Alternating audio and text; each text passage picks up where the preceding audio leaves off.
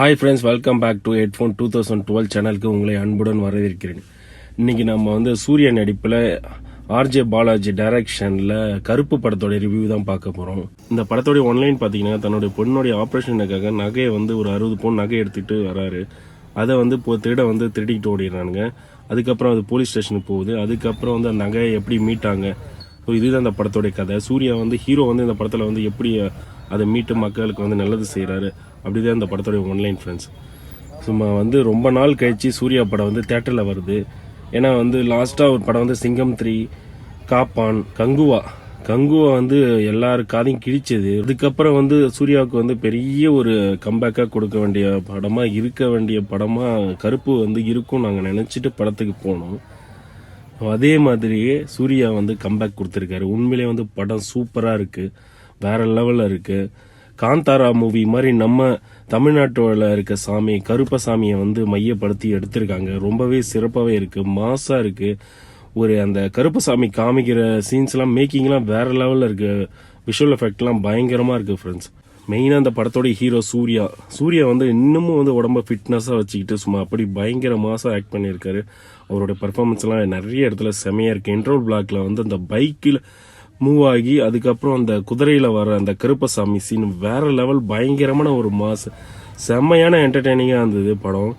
நேற்று தான் பார்த்தேன் படம். அவர் உண்மையிலே வந்து ரொம்ப பிரமாதமாக இருக்குது. த்ரிஷாவோடைய ஆக்டிங்குமே வந்து ஓரளவுக்கு பரவாயில்ல, அங்கங்கே நல்லா இருந்தது. அதுக்கப்புறம் முக்கியமாக அந்த படத்தோடைய வில்லன் வந்து ஆர்ஜே பாலாஜி. எதிர்பார்க்கவே இல்லை சூர்யாவுக்கு வந்து நம்ம வில்லனாக வந்து பண்ணுவோன்னு அவரும் எதிர்பார்த்துருக்க மாட்டார். இவ்வளோ கான்ஃபிடென்ஸாக அவர் பண்ணதே பெரிய விஷயம். ஸோ இந்த படத்தில் ஆர்ஜே பாலாஜியும் கொஞ்சம் க்யூட்டாக வேற இருக்காரு. உண்மையிலேயே வந்து ரொம்ப இன்ட்ரெஸ்டிங்காக கொண்டு போயிருக்காரு. அப்புறம் இந்த கோர்ட்டில் வந்து நடக்கிற அநியாயங்களை வந்து எதிர்த்து தான் இந்த படத்தோடைய கதை நகருது. படத்தில் வந்து பெருசாக வந்து ஆர்ஜே பாலாஜியோட ஆக்டிங் தான் பெருசாக பேசப்பட்டிருக்கு. ஏன்னா நிறைய இடத்துல ஒரு பயங்கரமாக ஸ்கோர் பண்ணியிருக்காரு.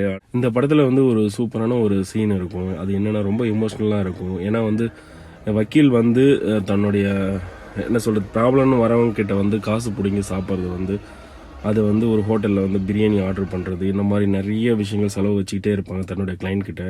ஆனால் அவங்க அந்த கடையில் ஒரு பிரியாணி கூட சாப்பிட்ருக்க மாட்டாங்க. அந்த ஒரு சீன் வந்து கிளைமேக்ஸில் வச்சுருப்பாங்க. அது வந்து உண்மையிலே ரொம்ப சுவாரஸ்யமாக ரொம்ப ஒரு எமோஷ்னலாக இருக்கும்.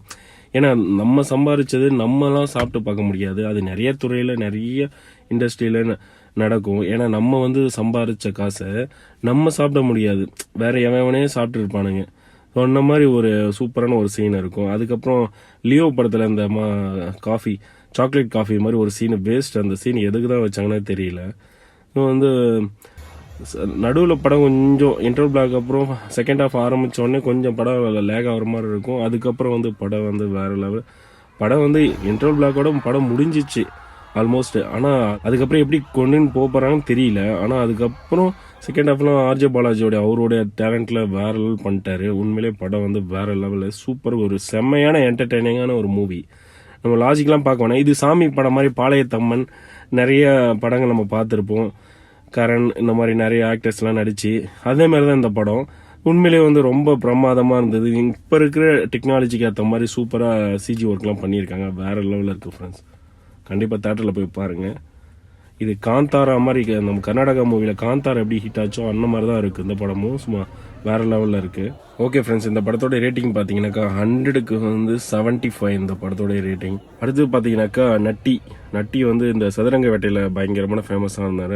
இந்த படத்தில் வந்து பயங்கரமாக கண்டிப்பாக ஃபேமஸ் ஆவார். ஏன்னா வந்து அந்த அளவுக்கு பர்ஃபார்மன்ஸ் பண்ணியிருக்காரு. அவருடைய ஆக்டிங்குமே அவருடைய போர்ஷனுமே கோர்ட்டில் வந்து அவர் தான் ஜட்ஜாக வந்து ஆக்ட் பண்ணியிருக்காரு. உண்மையிலே ரொம்ப சிறப்பாக இருந்தது. அடுத்து பார்த்தா இந்த படத்தோடைய மியூசிக் டைரக்டர் சாய் அபியங்கர். இவர் வந்து சாங்ஸ்லாம் வந்து பயங்கர ஹிட் கொடுத்தாரு. ஒரு 2 சாங் அந்த காட் மூட் வந்து பயங்கரமான ஒரு மாசாக இருந்தது. மற்றபடி ஒரு சில சாங்ஸ் தான் வந்து சும்மா நல்லா இருந்தது. சாங்ஸுமே ரொம்ப கம்மி தான். ஆனால் பிஜிஎம் வந்து ஏதோ அந்த பிஜிஎம் வந்து அங்கங்கே வேற மாதிரி ட்ரை பண்ணியிருக்காரு. இல்லை வேற மாதிரி ட்ரை பண்ணியிருக்காரு, இல்லை அவருக்கு அதான் வருமானு தெரியல. பிஜிஎம்னாலே யுவன் சங்கர் ராஜா தான். ஆனால் இவர் வந்து அந்த அளவுக்கு ஒரு சில இடத்துல திடீர்னு வந்து ஒரு பீக்கான ஒரு பீட் மூவ்மெண்ட் போடுறாரு. ஆனால் அதுக்கப்புறம் வந்து உடனே ஸ்லோ ஆகுது. அது என்ன பிஜிஎம்ல கொஞ்சம் சொதப்பட மாதிரி எனக்கு இருக்கு. மற்றபடி சாங்ஸ் வந்து அந்த காட் மூட் சாங்ஸ் வந்து வேற லெவலு. டோட்டலாக வந்து படம் வந்து சூப்பராக இருக்குது ஃப்ரெண்ட்ஸ். உண்மையிலே பயங்கரமான ஒரு என்டர்டெய்னரான மூவி கருப்பு. சூர்யாவுக்கு பெரிய கம்பேக். மறுபடியும் இந்த படத்தை நான் பார்க்கலான்னு ஆசைப்பட்டுட்டு இருக்கேன். இன்னொரு தடவை போய் தேட்டரில் பார்க்க போகிறேன். ஓகே ஃப்ரெண்ட்ஸ், அடுத்த வீடியோவில் சந்திக்கலாம். பாய்.